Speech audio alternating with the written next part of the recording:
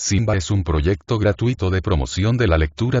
Ayúdanos a que nuestros libros lleguen a más gente compartiendo lecturas en las redes sociales. Si puedes y quieres, también puedes hacer una donación para mantener el proyecto y posibilitar que nuestra biblioteca siga creciendo. Las mulas de su excelencia Vicente Riva Palacio. Cuento en la gran extensión de Nueva España, puede asegurarse que no existía una pareja de mulas como las que tiraban de la carroza de su excelencia el señor virrey, y eso que tan dados eran en aquellos tiempos los conquistadores de México a la cría de las mulas, y tan afectos a usarlas como cabalgadura, que los reyes de España, temiendo que afición tal fuese causa del abandono de la cría de caballos y del ejercicio militar, mandaron que se obligase a los principales vecinos a tener caballos propios y disponibles para el combate.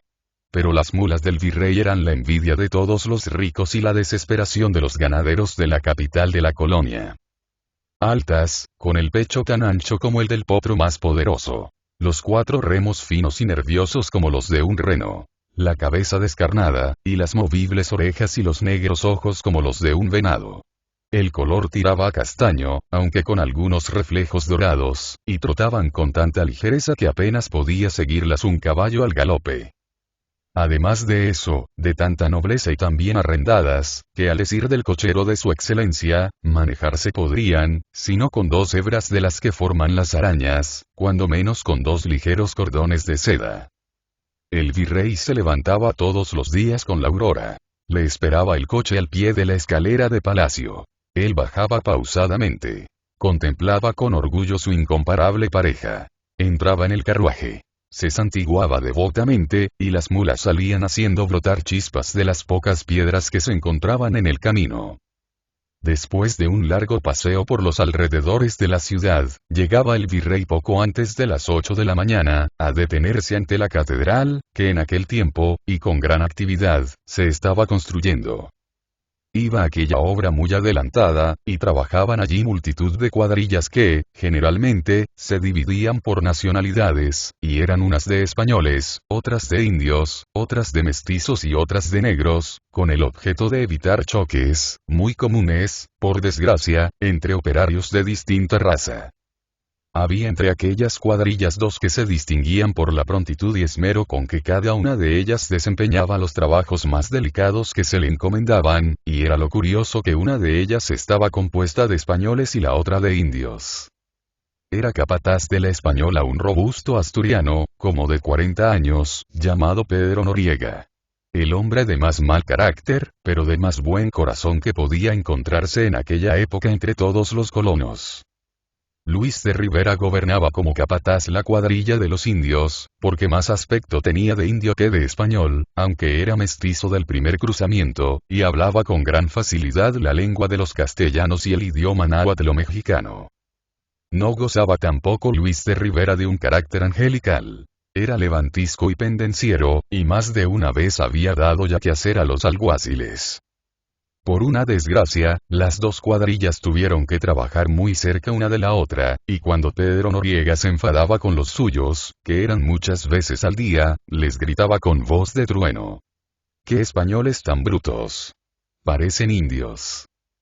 Pero no bien había terminado aquella frase, cuando, viniendo o no al caso, Rivera les gritaba a los suyos: ¡qué indios tan animales!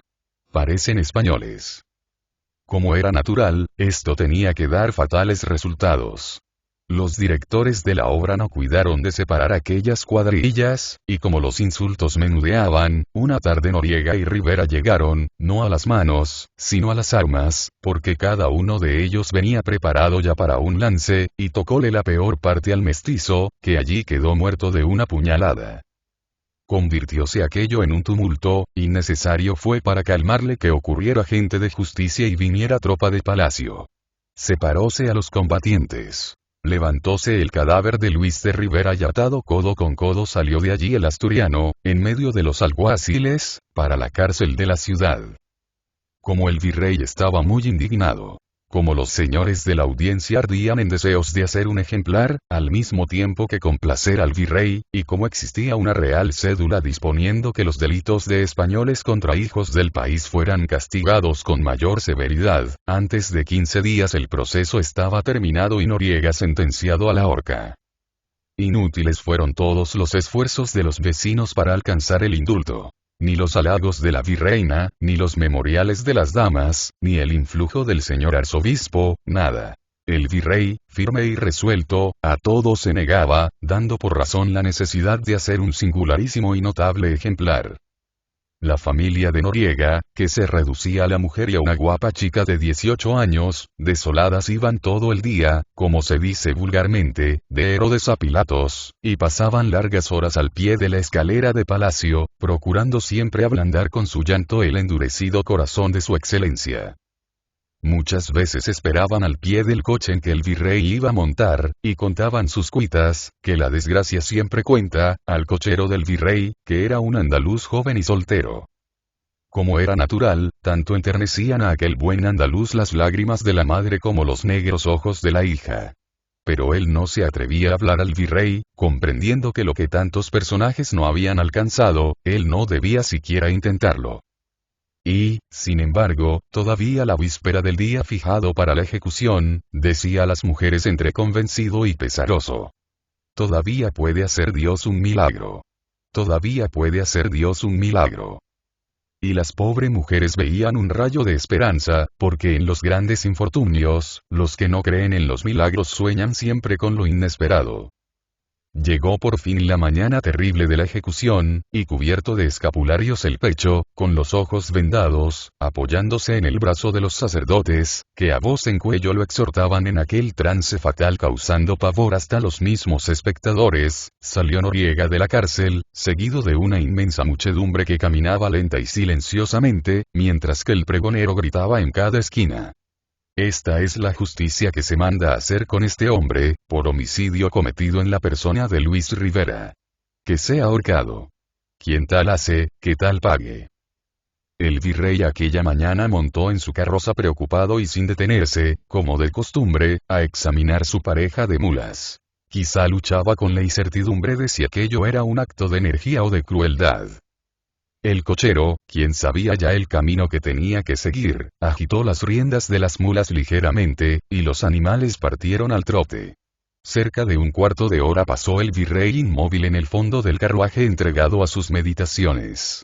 Pero repentinamente sintió una sacudida, y la rapidez de la marcha aumentó de una manera notable. Al principio prestó poca atención, pero a cada momento era más rápida la carrera. Su excelencia sacó la cabeza por una de las ventanillas y preguntó al cochero: ¿qué pasa? Señor, que se han espantado estos animales y no obedecen.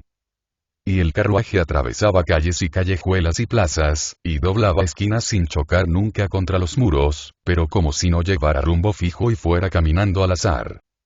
El virrey era hombre de corazón, y resolvió esperar el resultado de aquello, cuidando no más de colocarse en uno de los ángulos del carruaje y cerrar los ojos. Repentinamente detuviéronse las mulas. Volvió a sacar el virrey la cabeza por el ventanillo, y se encontró rodeado de multitud de hombres, mujeres y niños que gritaban alegremente: indultado. Indultado. La carroza del virrey había llegado a encontrarse con la comitiva que conducía a Noriega al patíbulo. Y como era de ley que si el monarca en la metrópoli, o los virreyes en las colonias, encontraban a un hombre que iba a ser ejecutado, esto valía el indulto, Noriega con aquel encuentro feliz quedó indultado por consiguiente.